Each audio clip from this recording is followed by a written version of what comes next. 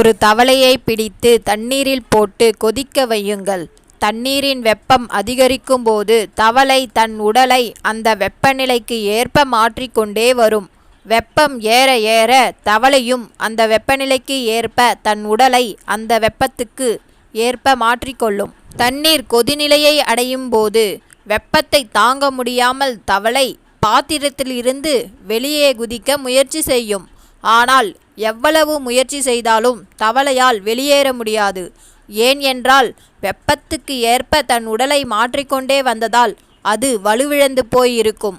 சிறிது நேரத்தில் அந்த தவளை இறந்துவிடும். எது அந்த தவளையை கொன்றது? பெரும்பாலானோர் கொதிக்கும் நீர்தான் அந்த தவளையை கொன்றது என்று சொல்வீர்கள். ஆனால் உண்மை என்னவென்றால் எப்போது தப்பித்து வெளியேற வேண்டும் என்று சரியாக முடிவெடுக்காத அந்த தவளையின் இயலாமைதான் அதை கொன்றது.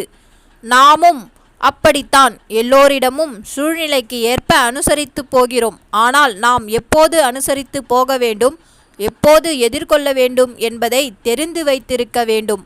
மன ரீதியாக, உடல் ரீதியாக, பண ரீதியாக மற்றவர்கள் நம்மை நசுக்க ஆரம்பிக்கும் போது நாமும் சுதாரிக்காமல் போனால் மீண்டும் அதையே தொடர்ச்சியாக செய்ய ஆரம்பிப்பார்கள்.